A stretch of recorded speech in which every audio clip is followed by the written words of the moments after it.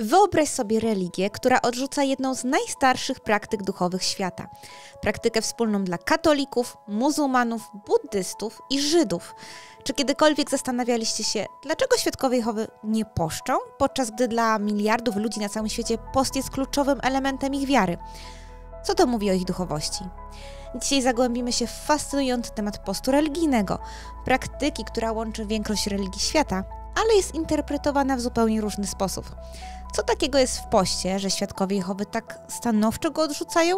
Czy to kwestia interpretacji Biblii, czy może raczej pragnienie odcięcia się od tradycyjnych wyznań? Odkryjemy biblijne uzasadnienie ich stanowiska, porównamy je z podejściem innych religii i zastanowimy się, co ta różnica mówi o samej istocie wiary. Przygotujcie się na odkrycie nowej perspektywy na temat, który dotyka fundamentów naszej relacji z Bogiem i samym sobą. Definicja postu i jego rola w religiach. Od jakiegoś czasu sam proces poszczenia przeżywa swoisty renesans. Pewnie wielu z Was słyszało o poście przerywanym lub wręcz o głodówkach jako metodzie na skuteczne chudnięcie. Ale czy zdajecie sobie sprawę, że ta praktyka ma tysiące lat i głębokie korzenie duchowe?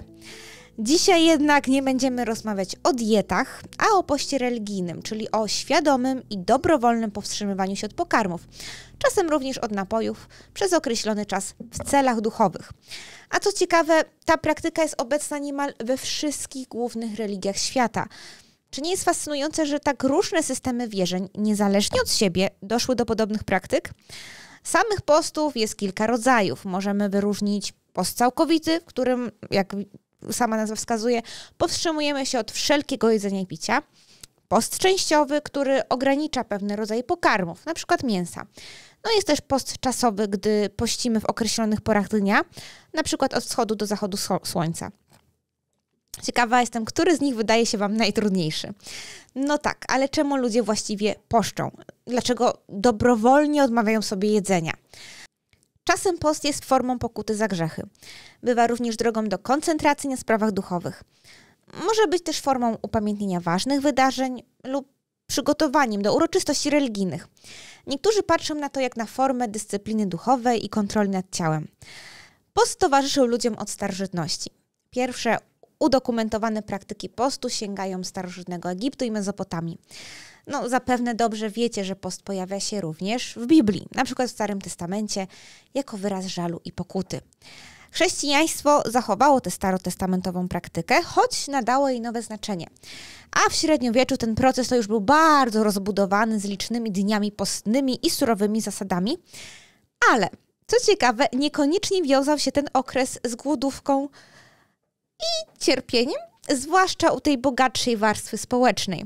Ponieważ dopuszczane były ryby i słodycze, no to zajadano się jesiotrami, węgorzami, a na deser podawano różnego rodzaju ciasta. Czy widzieliście, że niektóre postne potrawy były wręcz droższe niż mięsne? I nagle ten post przestaje brzmieć jak wielkie wyrzeczenie, prawda? No to mówimy o chrześcijaństwie, ale praktykowanie postu istnieje również w islamie oraz w tradycjach wschodnich, gdzie pełni rolę drogi do duchowego oświecenia. Świadkowie Jehowy uważają się za prawdziwych chrześcijan, jedynych prawdziwych chrześcijan na świecie. No to jak podchodzą do postu? Czy ma to sens w ich teologii? Zanim przejdziemy do głównej części, chciałabym podziękować wszystkim osobom, które wspierają ten kanał. Wasze wsparcie, komentarze i udostępnienia pozwalają nam tworzyć więcej takich treści edukacyjnych, o tematyce religijnej i nie tylko. Szczególne podziękowania kieruję do naszych patronów i wspierających. A jeśli masz swoją firmę, nasz kanał oferuje wyjątkową okazję do dotarcia do zaangażowanej społeczności osób zainteresowanych tematyką religijną, duchową i poszukujących wiedzy. Jeśli prowadzisz firmę lub znasz kogoś, kto mógłby być zainteresowany współpracą reklamową, skontaktuj się z nami pod adresem kontakt@światusy.pl. Będzie on też w opisie odcinka. Oferujemy różne formy współpracy, od sponsorowanych wzmianek przez dedykowane segmenty po pełne partnerstwa. Nasi widzowie to świadoma i lojalna społeczność, doceniająca autentyczne i wartościowe marki. A teraz wrócimy do fascynującego tematu postu religijnego. Podstawy biblijne podejścia świadków Jehowy do postu. Czy ja kiedykolwiek pościłam? Oczywiście mam tu na myśli religijny post. To nie, nigdy. Jako świadek Jehowy nie znałam tej praktyki, nie znałam jej pochodzenia i znaczenia. Wręcz ze zdziwieniem może nawet z lekką wyższością podchodziłam do tematu Wielkiego Postu, ale spokojnie, ja mówię w czasie przeszłym, teraz już lepiej to rozumiem. Pamiętajcie, byłam młoda, głupia i poddana indoktrynacji totalitarnej, religijnej grupy. Co naprawdę myślałam? No, nigdy nie zastanawiałam się wcześniej, dlaczego na przykład katolicy poszczą.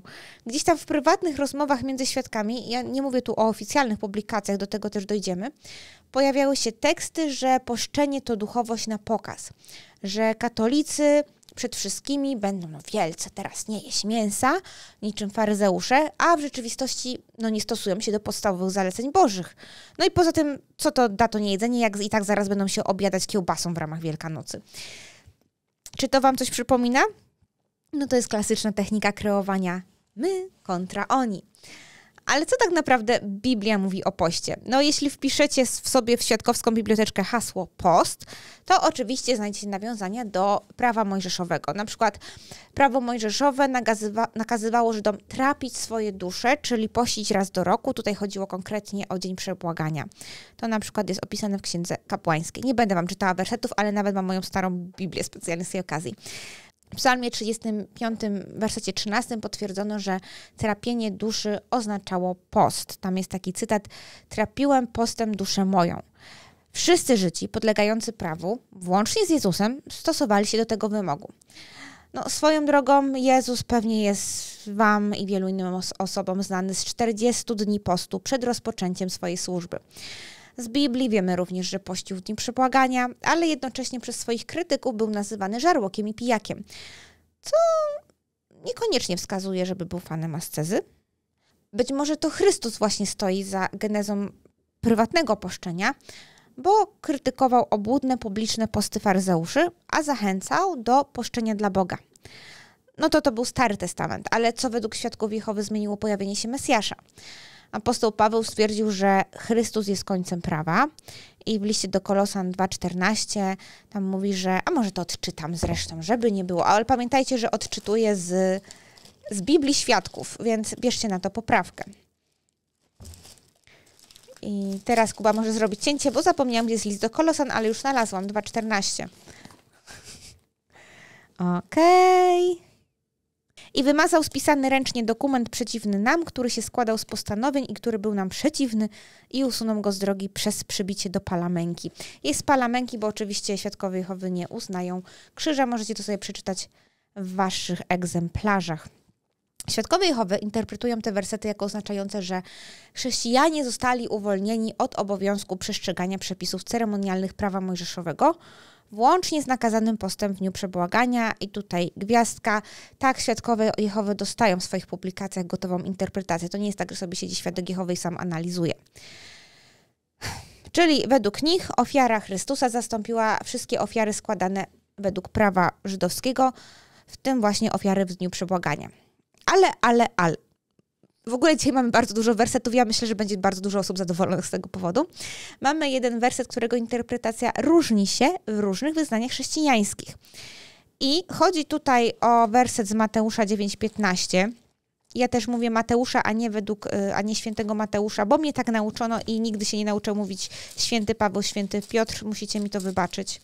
Na to Jezus im rzekł: czyż przyjaciele oblubieńca mają powód do żałości, dopóki oblubieniec jest z nimi?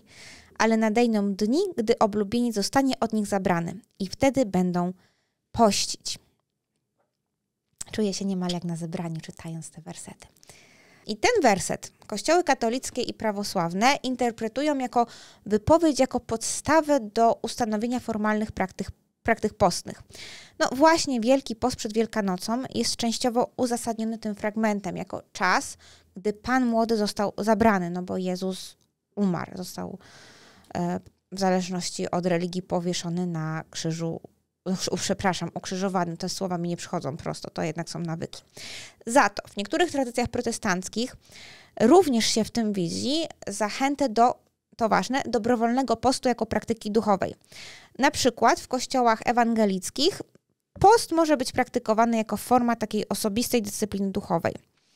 Te słowa Jezusa, Mateusza 9,15, są często rozumiane jako wskazówka, że wierni mogą pościć w okresach szczególnej potrzeby duchowej, na przykład podczas modlitwy o przebudzenie lub w trudnych momentach życia wspólnoty.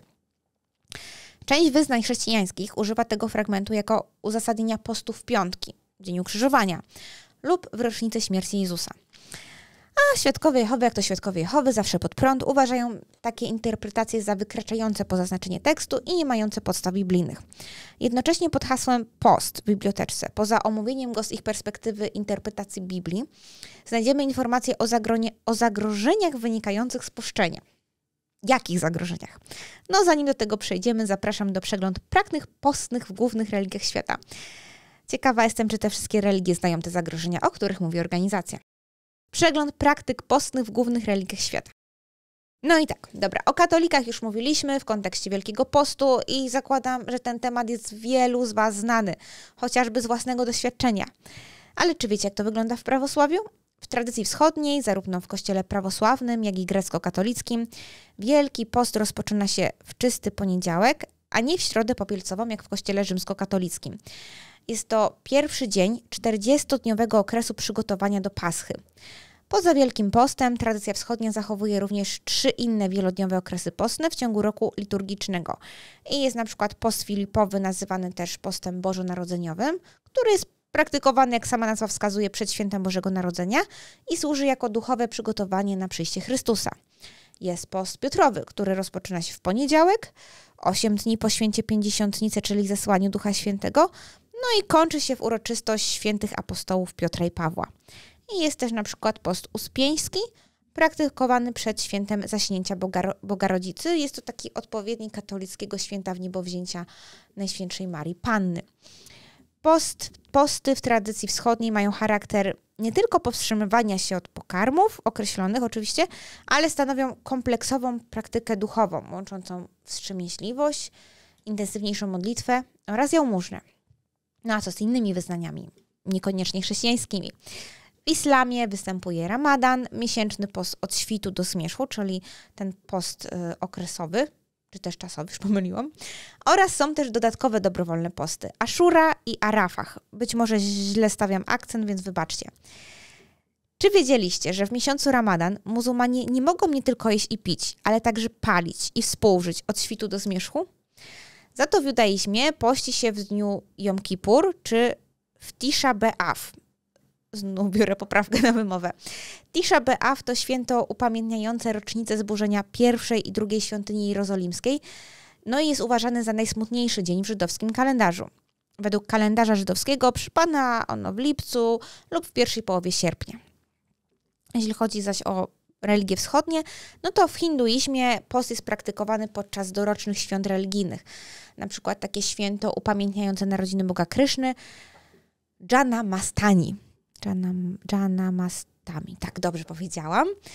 Hindusi podejmują również post przy okazji ważnych wydarzeń osobistych, na przykład narodzin syna, a także w inne wybrane dni świąteczne określone w kalendarzu religijnym.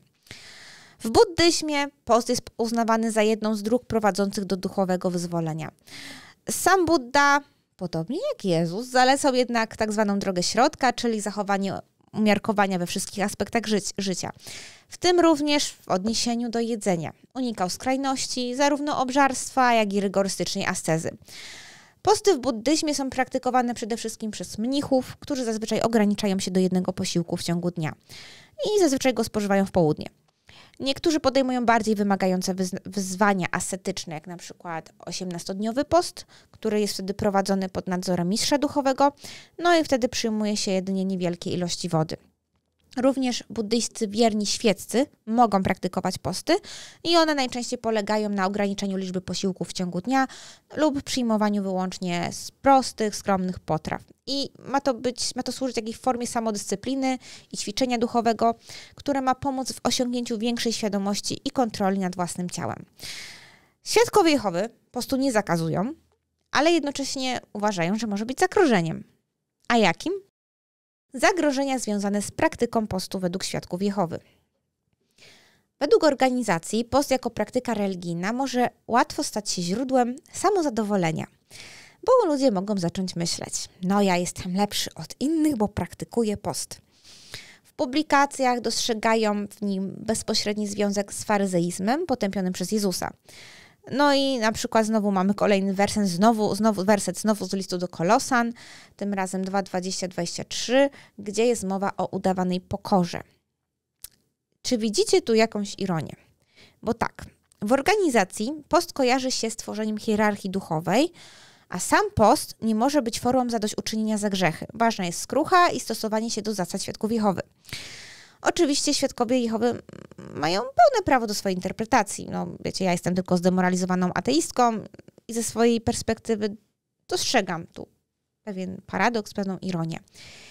Nie praktykują postu, bo to może wbijać w pychę. Okej. Jednocześnie uważają, że są religią prawdziwą, lepszą, między innymi dlatego, że nie poszczą. Nazwę to paradoks postu autorstwa Sary Kozub. Nie wiem, opublikuję jakąś pracę na ten temat może. A wy co na ten temat myślicie? Czy świadkowie, kierując się swoimi protestanckimi korzeniami, odrzucili post dlatego, że chcieli żyć jakby zgodnie z Biblią i ze swoją interpretacją? Czy chodzi o to, by jeszcze bardziej odciąć się od tradycyjnych kościołów?